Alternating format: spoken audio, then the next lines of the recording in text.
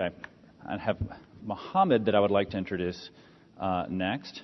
Mohammed Asfour, and he's joined us today. He's come all the way from Jordan. So, Mohammed, thank you for making this trip over here. Mohammed is the chairman of the Jordan Green Building Council. He's also the vice chair of the Advocacy Committee, UNEP, Sustainable Buildings and Climate Initiatives, based in Paris, France. He served as the secretary of Al-Shajara NGO in Jordan. He's also an advisor in Asfour Investment and Management, and he's also Emmy advisor on Contentrial in New York. Prior to chairing the Jordan Green Building Council, Mohammed was the Environment, Water, and Energy Sector Lead at the USAID Jordan Economic Development Program and an advisor to the Board of Trustees of Princess Sumaya University for Technology and a founder and director of Queen Rania Center for Entrepreneurship. Additionally, he's worked on conceptualizing and developing El Hassan Science City concept. Mohammed has continuously maintained a presence in the business world through a fourth-generation diversified family business as well. And I know his presentation is going to give you some background and some anecdotes around the work that he's been doing, not only in Jordan, but also internationally. So, Mohammed, thank you. Thanks a lot for the introduction. It's a great pleasure to be amongst you here today. Trying to be positive, I've discovered something during this conference. There is maybe a positive part of climate change and global warming. That is, it brought us all together today.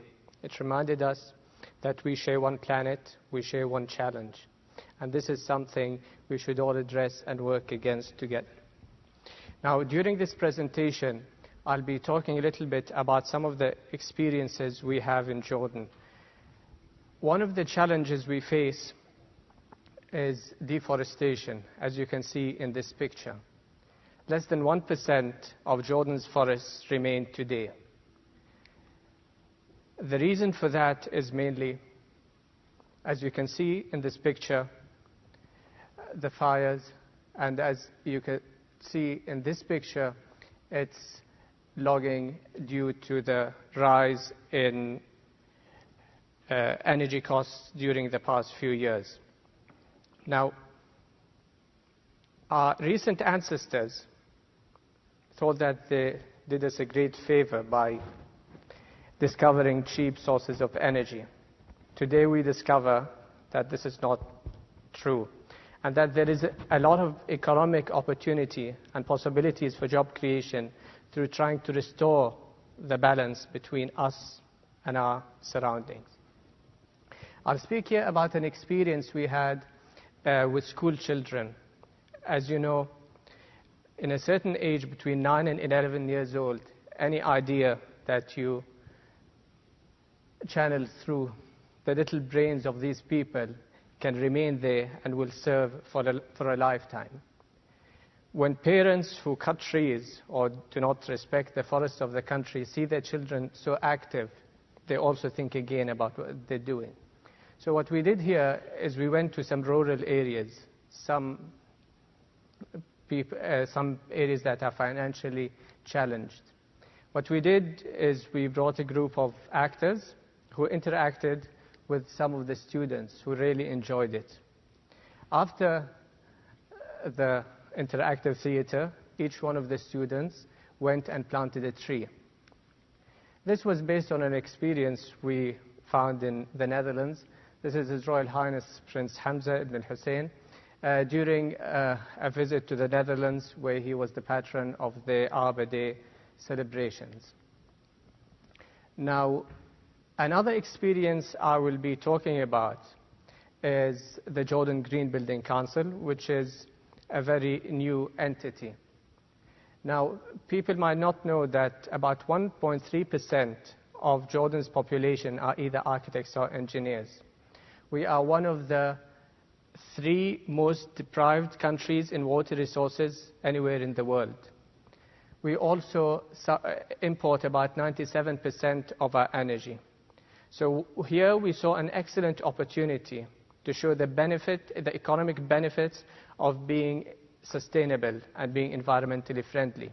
We saw that the 1.3% of population could help create a green business cluster by exporting green products and services throughout the world into the region.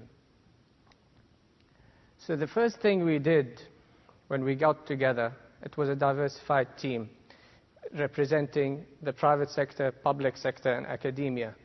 The most important thing we concentrated on right from the beginning were our guiding principles. If you want to go green, you have to believe in green. You have to have the passion. And I've heard a lot of skepticism during the past few years about climate change. What I usually mention here is that even if climate change did not exist, the fact that we are creating a better way of living is worth all the effort.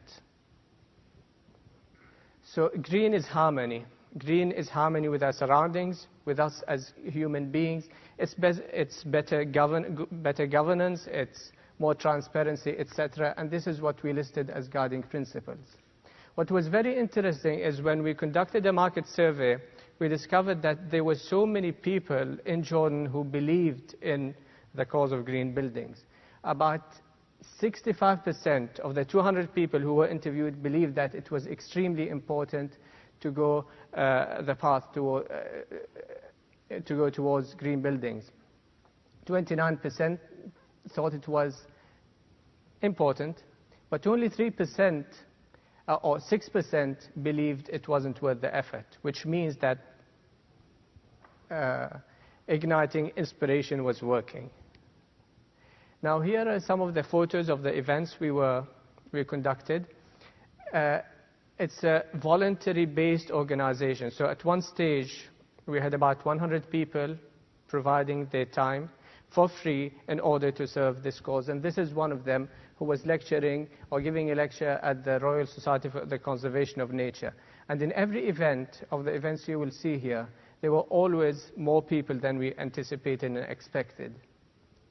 This was one of the first LEED workshops, one of which was the first to be held anywhere in the world.